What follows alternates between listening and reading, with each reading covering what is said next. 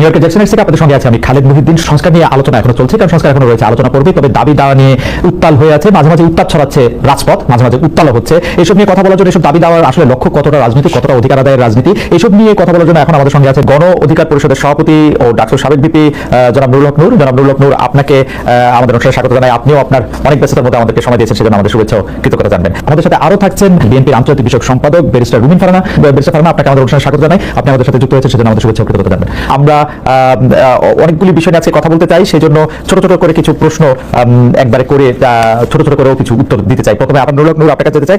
আপনাকে আমরা সম্প্রতি পটুয়াখালী 3 আসনে রাজনৈতিক কর্মসূচি চালাতে গিয়ে স্থানীয় বিএনপির বাধার মুখে আপনি পড়েছেন। বুঝাতে চেয়েছেন যে আপনি যেভাবে বলবেন সেভাবেই তাদের চলতে হবে, এইরকমটা কেন? আসলে বিএনপির উপরে আপনি দায় দিয়েছেন, বিএনপির লোকজনের সাথে বা বিরুদ্ধে আপনি কথা বলেছেন, এবং আপনার মতো করে আপনি এটা পরিচালিত করতে চেয়েছেন, সেটা কেন? মানে লাইক বিএনপির একজন স্থায়ী কমিটির সদস্যকে জানিয়েছিলাম যে এলাকায় এই পরিস্থিতি ঘটবে এবং হতাহতের পরিস্থিতি ঘটতে পারে, কাজে আপনারা তাকে থামান। আমি আমার এলাকায় প্রোগ্রাম করতে পারবো না, আওয়ামী লীগ আমলেও তোমাকে এইভাবে বাধা দেয়নি। এমনকি ওই দিন সন্ধ্যায় চর বিশ্বাস, আমার নিজের ইউনিয়ন, সেখানে বাজারের পাশাপাশি দুটো মিটিং হচ্ছিল, বিএনপির একটা মিটিং, আমাদের দলের একটা মিটিং, সেখানে চেয়ার সরাসরি হয়েছে, হাতাহাতি হয়েছে। সেটা একটা মিথ্যা বিভ্রান্তি ছড়িয়েছে যে বিএনপির অফিসে গণ অধিকার পরিষদের লোকেরা ভাঙচুর করেছে। এই অভিযোগ তুলে গলাচিপা 10 মিনিট 2 উপজেলায় আমার 17টি অফিস ভাঙচুর করেছে, রামদা দিয়ে কুপিয়েছে, ব্যানার ফেস্টুন পোস্টার গুলো ছেড়েছে। আমি বিএনপির শীর্ষ নেতাদেরকে বলেছি আপনারা একটা নিরপেক্ষ তদন্ত করুন, কিন্তু দুঃখজনক এই গত কয়েকদিনেও এখন পর্যন্ত একটা তদন্ত আমি দেখি নাই। কিঞ্চিত মনে হয় জনাব নূর, আপনার কাছে কিঞ্চিত মনে হয় যে আপনার প্রতি যে বিএনপির ভালোবাসা সেটা একটু কমেছে? হতে পারে, কারণ ধরেন বিএনপি আওয়ামী লীগের মতো বড় দলগুলো আওয়ামী লীগের সময় দেখেছেন একদিকে নৌকা একজনকে দিয়েছে, আবার স্বতন্ত্র আরেকজনকে দামি ক্যান্ডিডেট দাঁড় করে দিয়েছে যে তুমি যদি জয়লাভ করে আসতে পারো তাহলে ঘরের ছিলাম ওয়েলকাম। এখন একদিকে রাজনৈতিক মিত্রতার জায়গা থেকে তো বিএনপি আমাকে এই আসনে তারা সহযোগিতা করার কথা বলেছে, আবার দিকে তাদের দলীয় ক্যান্ডিডেটও মাঠে নামিয়ে আমাকে একটা বেইজ্জতি করার জন্য, লাঞ্ছিত করার জন্য, হামলা মামলা করার একটা পরিবেশ তৈরি করেছে। আমি যতদূর জানি এটা একটা লোকাল এখানে বড় ধরনের একটা গ্রুপ এবং কেন্দ্রীয় কেউ তাকে সাপোর্ট দিচ্ছে, এবং এটা বিএনপির আমি এইটুকু বলবো টপ লিডার থেকে শুরু করে সবাই জানে। তো গত বছরের সেপ্টেম্বর থেকে এই পরিস্থিতি চলছে, যেহেতু তারা তো কোনো পদক্ষেপ নেয় নাই, তাহলে তো অবশ্যই এটা বোঝাচ্ছে যে বিএনপির কোনো অংশের সিগন্যাল ওইদিকে আছে, এটা বাস্তব। এরকম মন্তব্য করছেন যে আপনি কখনো অন্তর্বর্তী সরকারের প্রশংসা করছেন, কখনো কঠোর সমালোচনা করেছেন, বিএনপির বিরুদ্ধে আপনার অবস্থান এক এক সময় এক এক রকম হচ্ছে। সেটা কি আপনার রাজনৈতিক সুবিধাটাই এখানে আপনি প্রধান বিবেচনায় নিতেছেন? কেউ কেউ আপনাকে সাবেক প্রেসিডেন্ট এইচএম এর সাথে তুলনা করছেন যে তার উনি যেমন একটা পার্টির নেতা হিসেবে রাজনৈতিক সুবিধা নেওয়ার জন্য তার অবস্থান পরিবর্তন করতেন, আপনার মধ্যেও কি সেটা দেখা যাচ্ছে কিনা একটু যদি মন্তব্য করতেন। অবশ্যই রাজনীতিতে প্রত্যেক রাজনৈতিক দল দেশ জাতির জন্য যেমন কাজ করতে চায়, নিজের পলিটিক্যাল পার্টির স্বার্থটাও দেখবে অবশ্যই, কারণ সে যদি পজিশনে না থাকে তাহলে সে কিভাবে কাজ করবে। তো অবশ্যই রাজনৈতিকভাবে আমরা আমাদের দলীয় আমরা একটা অবস্থান আমরা দেখবো যে এখানে একটা জোটে গেলে আমাদের একটা ভিন্ন অবস্থানে থাকলে আমাদের রাজনৈতিক অবস্থান ঠিক হয়, আমরা মাসের জন্য কি করতে পারছি। আমরা শুরুর দিকে এই সরকারকে বলছিলাম যে এই সরকার 2 বছরের জন্য একটা জাতীয় সরকার করেন, 2 বছরের জন্য তারা করেন নাই, যে কারণে আমরা পরবর্তীতে সরকারকে সেই 2 বছরের জন্য সাপোর্ট দেইনি। আমরা বলেছিলাম যে আপনার নির্বাচনের প্রশ্নে জাতীয় ঐক্যমতের ভিত্তিতে একটা নির্বাচনী রোড ম্যাপ দেন, অনেকদিন ধরে সেটা দেয় নাই, যে কারণে বিএনপির সাথে যেহেতু আমরা যুগপৎ আন্দোলন করেছি এবং আপনারা দেখেছেন আমার রাজপথের গত 7-8 বছরের ভূমিকা অনেক প্রবীণ রাজনীতিবিদের 70 বছরেও এই দেশে ছিল না, এইটুকু আমরা চ্যালেঞ্জ দিয়ে বলতে পারবো। সেইখানে আমরা বিএনপির সাথে যেহেতু ছিলাম, যুগপৎ আন্দোলন করেছিলাম, বিএনপির সাথে আলাপ আলোচনায় বিএনপি বলেছে দেশের বাস্তবতা তারা ডিসেম্বরের মধ্যে নির্বাচন চায়। আমরা আমাদের দলীয় পজিশন ছেড়ে বিএনপির পজিশন নিয়ে আমরা ডিসেম্বরে নির্বাচন সরকারের চাপ তৈরি করছি। এবং এই যে লন্ডনের যে বৈঠক হয়েছে, অবশ্যই লন্ডনের বৈঠক আর যাই থাকুক, এটা বাংলাদেশের এই উত্তপ্ত রাজনীতির মাঠে আমি মনে করি কিছুটা হলেও পানি ঢেলেছে বা উত্তপ্ত পরিস্থিতি ঠান্ডা করেছে, এবং একটা অনিশ্চিত একটা আপনি বলবেন সংঘাত কিংবা একটা অনিশ্চিত যে রাজনৈতিক পরিস্থিতি ছিল সেটাতে কিছুটা হলেও একটা নিশ্চয়তার পরিবেশ তৈরি হয়েছে। আপনি এবং বিএনপি একটা বড় রাজনৈতিক দল, তার প্রধান সেখানে, তার সাথে ডক্টর ইউনূস সরকার প্রধান, তার সাথে মিটিং হওয়ার ফলে আমি মনে করি দেশের স্থিতিশীলতা, রাজনৈতিক পরিবেশ এবং আগামী নির্বাচনের ক্ষেত্রে একটা ভালো ফলাফল পাওয়া যাবে। সেই ক্ষেত্রে একটা কথা আপনি একটু মনে রাখেন তো, ধরেন যদি লন্ডনে বৈঠক না হইতো, ডক্টর মোহাম্মদ ইউনূস বলছিলেন যে এপ্রিলে প্রথম ভাগে ইলেকশন হবে, বিএনপি দাবি করছিল ডিসেম্বর হবে, এখন এটা ফেব্রুয়ারিতে হবে, এই মানে প্র্যাকটিক্যালি তো ব্যবধানটা আসলে 2 মাসের বা 1.5 মাসের। এই 2 মাস বা 1.5 মাসের একটা সময়ের ব্যবধানের জন্য এত বড় উত্তপ্ত পরিস্থিতি সৃষ্টি হইতে হবে, সেটাও বা কেন মনে হয়েছে? 10 মিনিট একটা ফুটবল খেলায় আমি অতিথি হিসেবে গিয়েছিলাম, সেই খেলার মঞ্চ আগের রাতে ভেঙে দিয়েছেন। আমি সেটি বিএনপির স্থায়ী কমিটির 2 জন হওয়ার পরেই আমার বেশ কয়েকজন লোকজনকে আমি স্পটে থাকা অবস্থায় হামলা করেছে, এবং সেদিন যে আপনারা ঘটনাটি সোশ্যাল মিডিয়াতে দেখেছিলেন, আমি গিয়েছিলাম বিএনপির সাবেক এক নেতা, তিনি মৃত্যুবরণ করেছেন, শেষে আমার সাথে কাজ করেছেন। তো তার একটা স্মরণ সভায়, সেই স্মরণ সভা থেকে ফেরার পথে সেখানে প্রায় আপনার 3 কিলোমিটার রাস্তায় মাঝখানে কিছু বাজার আছে, বাজারে হাসান মামুনের সমর্থিত লোকেরা রাস্তায় গাছ ফেলে রামদা, বগি, চাপাতি, অস্ত্র সহ অবস্থান নিয়েছেন যে তারা এখানে গিলা আমাকে হত্যা করবেন বা আমার লোকজনের উপরে অ্যাটাক চালাবেন। তখন আমি সেটি পুলিশকে জানাই, পুলিশ আসে, প্রথমে এসপি পুলিশ পাঠায়, 2 গাড়ি পুলিশ পাঠায়, পুলিশ এসে হয়তো তারা রিপোর্ট করে এবং আমাকেও জানায় যে ভাই এখানে হাসান মামুনের যে লোকজন তাদের যে প্রস্তুতি, আমরা কিছু করতে পারবো না, আপনি উপরে কথা বলেন। তার মানে উপরে কথা বলে ওসি বলছেন, বুঝছি তাহলে কি করতে হবে। আমি তখন পটুয়াখালীর সেনাবাহিনীর দায়িত্বে তাদেরকে জানালাম, তারাও 4 গাড়ি আসছে, পুলিশ 2 গাড়ি, সেনাবাহিনীর 4 গাড়ি, 6 গাড়ি আসার পরেও তারা আমার সাথে পার্সোনালি আলাপ করতেছিল, বলছে ভাই তাদের যে প্রস্তুতি, এখানে তারা রাস্তার পাশে ইট নিয়ে অবস্থান করছে, তাদের হাতে দেশীয় অস্ত্রশস্ত্র, আমরা এখানে কতজন লোক, আমরা এই আপনাকে এখান থেকে এই পথ দিয়ে নিয়ে যেতে পারবো না, আপনি বরঞ্চ অন্য পথ দিয়ে চলে যান। আমি বলছি কোথায় যাবো? তারা বলছে আপনি উপজেলা শহরে যাই না, আপনি জেলা শহরে যান। বলছে আমার বাড়ি উপজেলায়, আমি কেন উপজেলা, এই জায়গাটুকু কেন জেলাতে, এই জায়গাটুকু আমি যাই নাই, আমি এই জায়গাটুকু দেখতেছিলাম। আমি কিন্তু আমি যেটা বলছি, আমি শেষ করছি, আমি যেটা বলবো, জি বল। হ্যাঁ আমি বলছি যে শুনেন, যখন রাত্র আপনার 2:15 বাজে, 2:15 রাত্র, তখন পর্যন্ত তারা আমাকে বিকল্প পথে পাঠাতেছে। আমি বলছি কেন, আপনারা এই আর্মি আসছেন, পুলিশ আসছেন, নির্বাচন হয়নি, এখনই যদি এইভাবে পরিস্থিতি হয়, আপনাদেরকে জিম্মি করে, আপনারা যদি বিএনপির অনেক গ্রুপ আছে, এখানে বিএনপি একটা বড় দল, সাবেক এমপির গ্রুপ আছে, অন্য আরো নেতা আছে, এখানে একটা গ্রুপের লোককে যদি আপনারা কন্ট্রোল করতে না পারেন, আমি একটা জাতীয় নেতা, একটা দলের সভাপতি, এখানে বিএনপি তার নেতা কর্মীদেরকে অফিসিয়ালি চিঠি দিয়ে আমাকে সহযোগিতা করতে বলেছে, সেখানে বিএনপির একটা ছোট গ্রুপ, তাদেরকে আপনারা এই নিবৃত্ত করতে পারবেন না, তাহলে আপনাদের নিরাপত্তার দরকার নাই, আমি বাসি মরি, আমি আমার মতো যাই। যেই কারণে তখন আমি ওনাদের সাথে কথা বলে আমি আমার মতো রওনা দিয়েছিলাম। তো যাই হোক, মাঝপথে আবার আমাকে প্রশাসনের কর্মকর্তারা ফোন দিয়েছে, ভাই আপনি চাই না আপনার নিরাপত্তা আগে, আপনার কিছু হয়ে গেলে সেটা তখন আমি একটু ছোট দিয়েছিলাম। আমি একটু ছোট করে বলি নূর, যে এটা তো আপনি জাতীয় নেতা, আপনি একটা জায়গায় যাইতে চাইতেছেন, আপনি প্রশাসন বা আইন শৃঙ্খলা বাহিনী সাহায্য চাইছেন, প্রশাসন বা আইন শৃঙ্খলা বাহিনী সাহায্য, ওরা এসে দেখছে যে অনেকগুলি এখানে লোক সমাগম আছে এবং তারা যদি আপনাকে সেখানে এসকর্ট করে নিয়ে যাইতে হইতো বা তারা আপনার সঙ্গে যাইতে হইতো, তাহলে হয়তো অনেক হানাহানি হতাহতের ঘটনা ঘটতে পারতো। সেইটা এড়ানোর জন্য তারা আপনাকে খুবই বিনীতভাবে অনুরোধ করছে যে আপনি ঘুরে এই রুটটা আপনি এই মুহূর্তে ব্যবহার করেন না।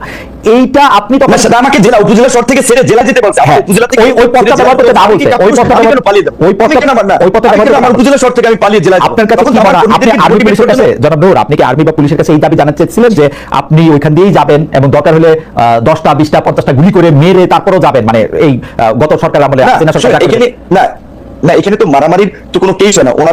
ওনারা যদি জাস্ট সিম্পল ভাবে যদি ওদের সাথে কথা বলে বলতো যে এখানে তারা যাবে, আপনারা এখানে পথটা ছেড়ে দেন, কারণ আমার তো রোধ করার তাদের অধিকার নাই।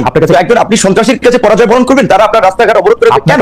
আমি কি কাউকে মার্ডার করেছি? আমি কি সেখানে চাঁদাবাজি করতে গেছি? আমি একটা রাজনৈতিক কর্মসূচিতে গেছি, সেখানে কেন তারা আমাকে অবরোধ করে? এটাই তো তাদের অপরাধ। আপনার কাছে কি মনে হয়েছে তারা কেন কথা বলে তাদেরকে রাস্তা থেকে সরিয়ে দেন নাই? এখানে আমি যতদূর জানতে পেরেছি, তারা বলেছে ডিসি সাহেবের অনুমতি নাই। যেটা আমি বলছিলাম, এখানে জনাব হাসান মামুন ছাত্র দলের নেতা ছিলেন, ডিসি হচ্ছে তার কর্মী ছিলেন বোধহয়, এবং জনাব হাসান মামুনের ওয়াইফ একজন ডিসি, তিনি বগুড়াতে বর্তমানে ডিসি আছেন। তো তাদের কলিগ সেই সুবাদে ডিসি সাহেব, আমি এর আগেও গত ঈদের সময় আমি এটা এই কমিটির কাজ করে তাদেরকে অভিযোগ করেছিলাম। আমি সার্কিট হাউসে ছিলাম, আমি একটু বলি, আমি সার্কিট হাউসে ছিলাম, আমার রুমের কথোপকথন গোপনে ভিডিও করে ডিসি হাসান মামুনের কাছে পাঠিয়েছি। ডিসি সাহেব অনুমতি না দেওয়ায় পুলিশ ওখান থেকে আমাকে, তারা উপজেলা শহর থেকে ছেড়ে আমাকে জেলা শহরে চলে যেতে বলেছে, যে এলাকায় তখন একটা বার্তা চলাবে যে বিপিনুর পালিয়ে গিয়েছে বা হাসান মামুনের কর্মীরা টোপের মুখে এলাকায় থাকতে পারেন। আমি এটা তো করতে পারি না, আমার একটা ব্যক্তিগত রাজনৈতিক অবস্থা আছে না। রাইট, এটা তো ভয়ঙ্কর অভিযোগ। মানে আপনি কি মনে করেন যে একজন মানে বর্তমানে যিনি চেয়ারে বসে আছেন, কর্মরত জেলা প্রশাসক আপনাকে সার্কিট হাউসের রুমে আপনার অজান্তে ভিডিও করে সেটি আবার আরেকজন রাজনীতিবিদের কাছে দিয়েছেন, এই অভিযোগ আপনি করছেন, তো ভয়াবহ অভিযোগ। কিন্তু আমার প্রশ্ন হচ্ছে যে আপনি কি এখনো মনে করেন যে রেজওয়ানা পা, আপনি আসিফ নজরুল স্যার, উপদেষ্টা আসিফ নজরুল, রেজওয়ানা, সালেউদ্দিন সাহেব, 3 উপদেষ্টা, জনপ্রশাসন মোখলেস সাহেবকে আমি গত ঈদে, ক্যাবিনেট সেক্রেটারিকে, সবাইকে আমি অবহিত করেছি বিষয়টি। এবং এই ডিসির মূলত আশকারাতি, তারা আমাকে এলাকায় একটা অপদস্থ করতে চেয়েছে, রাজনৈতিকভাবে আমাকে পরাজিত করতে চেয়েছে, মানুষের কাছে ছোট করতে চেয়েছে, এবং এর সাথে ডিসির একটা ইনভলভমেন্ট আছে। যেই কারণে তখন আমি প্রশাসনের আরো উপরে কথা বলেছি যে আমাকে যেন এইখান থেকে যাওয়ার একটা ব্যবস্থা করে দেয়। আমি কেন আমার উপজেলা শহর ছেড়ে আমি জেলা, আমি বুঝতে পারছি। তার মানে কি এই যে পাওয়ার গেমটা চলতেছে, আপনি কি মনে করেন যে হাসান মামুন সাহেব যার বিরুদ্ধে আপনি অভিযোগ করছেন, উনি কি বিএনপির হয়ে পাওয়ার প্র্যাকটিস করছেন, নাকি উনার নিজস্ব যোগাযোগের মাধ্যমে, ওনার স্ত্রীর কথা বললেন, অন্য যোগাযোগের কথা বললেন, এটা কি বিএনপির কে আপনি কিছু? এখন যেহেতু ধরেন, এটা আপনি জানেন, বিএনপি আওয়ামী লীগের মতো দলগুলোতে পদে থাকলে নেতার পিছিয়ে মৌমাছির চাকের মতো লোক থাকে, পদে না থাকলে 5 জন লোক তার পিছনে হাঁটে না। তো তিনি কেন্দ্রীয় নির্বাহী কমিটির সদস্য, সেই সুবাদে তিনি মনোনয়ন চান, এলাকায় একটা গ্রুপ তার পক্ষে আছে, তো স্বাভাবিকভাবে তিনি তার রাজনৈতিক পদবি ব্যবহার করেন। এবং আমি আপনাকে এইটুকু বলি, এই ঘটনা ঘটবে এটা আমি যখন জানতে পারি, আমি দুপুরবেলা আমি আপনার এখানে নাম না বললাম, আমরা আপনার কাছে পরে আয়শা একবারে শুনি এই ব্যাপারটা নিয়ে আপনি মন্তব্য করেছেন, আসলে কেন এটা হচ্ছে। আমি অন্য একটা জায়গা থেকে একটা ব্যাপার আপনি বিশ্বাস করতে চাই। আপনি নিশ্চয়ই দেখেছেন যে এরকম কথা হয়েছে যে লন্ডনে ডক্টর ইউনূস এবং জনাব তারেক রহমানের মধ্যে যে বৈঠক হয়েছে, এর একটা বড় কারণ হচ্ছে এই সরকারের নানা ব্যর্থতা, আমি বলবো না, কনফ্লিক্ট অফ ইন্টারেস্টের জায়গা থেকে সরকার অনেক কিছু করেছে, যেটা আসলে সে পরে তার এটা একটা কনসিকুয়েন্স সামনে আসতে পারে, সেটা থেকে তাকে দায় মুক্তি দেওয়ার জন্য নাকি আলোচনা হয়েছে। কেউ যখন আবার এই কথাটা সামনে আসছে যে ডক্টর মোহাম্মদ ইউনূসকে কাজে লাগাতে চায় বিএনপি সরকার যদি তারা ক্ষমতায় আসে, কেউ বলতেছেন যে ডক্টর ইউনূসকে বিএনপি রাষ্ট্রপতি করার ব্যাপারটাও চিন্তা ভাবনা করতেছে। এই ব্যাপারে আসলে আপনি কি বলেন? আসলে কি কোনো দায় মুক্তির দরকার ছিল ডক্টর মোহাম্মদ ইউনূসের? অনেকেই বলতেছেন কিন্তু যে ডক্টর মোহাম্মদ ইউনূস এবং তার সরকারের, তার লোকজনের, মানে এটা কিছু প্রমাণও আমরা দেখতে পাই যে যেই 3 উপদেষ্টা পদত্যাগ দাবি করেছিল বিএনপি, 2 জন ছাত্র উপদেষ্টা এবং একজন উপদেষ্টা জনাব খলিলুর রহমান, সেই খলিলুর রহমান সাহেবকে কিন্তু আবার ডক্টর ইউনূস পাশে রেখেছেন বিএনপির এই বৈঠকের জন্য। তো এইটা এরকম মনে হতে পারে কিনা যে কোনো একটা নেগোসিয়েশন হইতেছে, আন্ডার দ্য টেবিল কোনো একটা ডিলিং হইতেছে?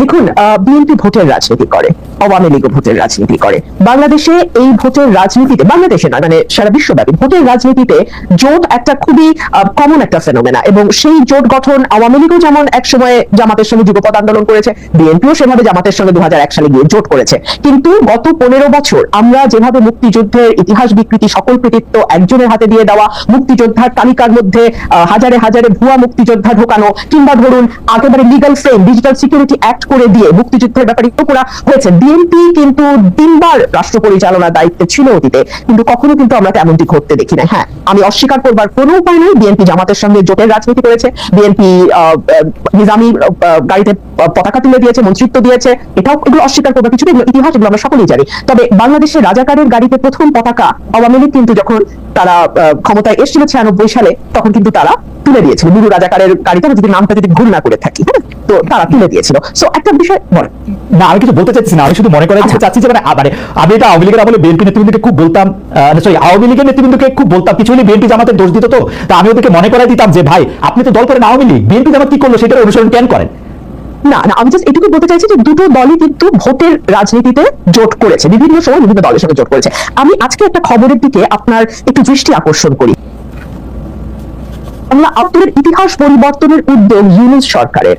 Isn't it a very alarming news? এবং সেই নিউজটার ভিতরে যখন আপনি ঢুকবেন, আপনি দেখবেন সেখানে বলা হচ্ছে জামাতে ইসলামী আরো দুটো দল, হ্যাঁ, এই দুটো দল ইসলামপন্থী, তাদের ব্যাপারে 71-এর এই দল তিনটার নাম বাদ দিতে হবে ইতিহাস থেকে। পরবর্তীতে এই ব্যাপারে জামুকা জানতোই না, যখন জানতে পারলো তখন তাদের তীব্র প্রতিবাদের মুখে এইটুকু বলা হচ্ছে তৎকালীন জামাতে ইসলামী এবং অন্য দুটো ইসলামিক দলের আগে তৎকালীন শব্দটা বসিয়ে দেওয়া হবে। তো আমি মাত্র কিছুক্ষণ আগে আমি নিউজটা দেখেছি, সো আমি আসলে পুরোটা পড়তে পারিনি।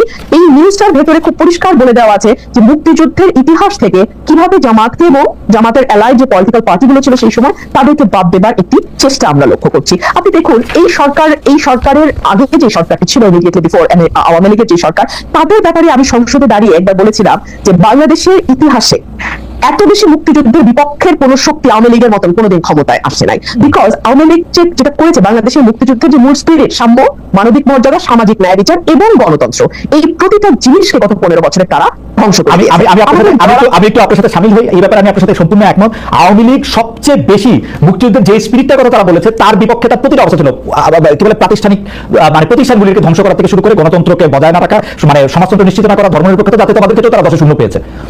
কিন্তু আপনি যদি একটু বিএনপি রাজনীতিটা যদি একটু বলেন একটু সুবিধা। দেখুন, বিএনপির হাত ধরে কিন্তু এই যে 4র্থ সংশোধনী, যেটা বাংলাদেশের সংবিধানের মূল স্পিরিটটাকে নষ্ট করে দেয়, একদলীয় শাসন ব্যবস্থার দিকে নিয়ে যায়, আজীবন রাষ্ট্রপতি ঘোষণা করার দিকে নিয়ে যায়, সেই জায়গা থেকে বাংলাদেশকে মুক্ত কিন্তু বিএনপি করেছে। বাংলাদেশের সংসদীয় গণতন্ত্র সেটাও বিএনপির হাত ধরে এসেছে। আমি একবারও বলছি না যে বিএনপির শাসন আমলে বাংলাদেশ বেহেশত ছিল, বাট তারপরেও তো রাজনীতির আলোচনা তুলনামূলকের ভিত্তিতেই হয় সবসময়। সো অন্য যে পলিটিক্যাল পার্টিগুলো ক্ষমতায় ছিল তার চেয়ে বিএনপির পারফরমেন্সের দিক থেকে যদি আপনি হিসাব করেন, কোনো দল পারফেক্ট, কিন্তু তারপরে যদি আপনি তুলনামূলক একটি চিত্র করেন, তাহলে বিএনপির সঙ্গে আমি খুবই বিনীত ভাই বলি অন্য কোনো রাজনৈতিক দলের কোনো তুলনাই হয় না। আপনি দেখুন, বিএনপি 31 দফা দেওয়ার আগে ভিশন 2030 দিয়েছিল, সেটা দিয়েছিল 2016 সালে দেশনেত্রী বেগম খালেদা জিয়া। খুব ইন্টারেস্টিং, বিএনপি অনেকগুলো সংস্কার প্রস্তাব করেছে, 31 দফা খুব ভালো, কিন্তু যেই বিএনপি বুঝতে পেরেছে তারা ক্ষমতার খুব কাছাকাছি এসেছে, তখন সকল ধরনের সংস্কারের বিপক্ষে তারা একটা দাঁড়িয়ে গেছে, কারণ তারা বুঝতে পারছে যে তাদেরকে আওয়ামী লীগের মতো করে দেশ শাসন করতে হবে, তাদেরকে আরেকজন মানে আমি কি বলবো, মানে শেখ হাসিনাকে আদর্শ মেনেই প্রধানমন্ত্রী হতে হবে।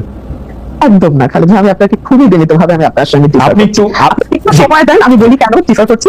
আচ্ছা, বিএনপি এটা বলেছে যে যেই সংস্কারগুলো মূল, যেমন প্রধানমন্ত্রী, রাষ্ট্রপতি, মন্ত্রী পরিষদের মধ্যে ক্ষমতার ভারসাম্য, এক ব্যক্তি পরপর 2বারের বেশি প্রধানমন্ত্রী হতে না পারা, সংসদে আপার হাউস লোয়ার হাউসের প্রভিশন আনা, আর্টিকেল 70 সংশোধন করা, এই প্রতিটাই কিন্তু সাংবিধানিক সংস্কার। এবং সাংবিধানিক সংস্কার আর্টিকেল 142 অনুযায়ী একটা নির্বাচিত সংসদ ছাড়া, যেই সংসদে 2/3 মেজরিটির ভোট লাগবে, মানে 2/3 সংসদ সদস্যের ভোট লাগবে সংবিধানে কোনো পরিবর্তন বা সংস্কার আনতে। সো বিএনপি বলেছে যে যদি আগামীতে বিএনপি বা যে দলের রাষ্ট্র ক্ষমতায় যায়, সংবিধান সংস্কার করার জন্য 2/3 মেজরিটি দরকার, তো সেই 2/3 মেজরিটি যদি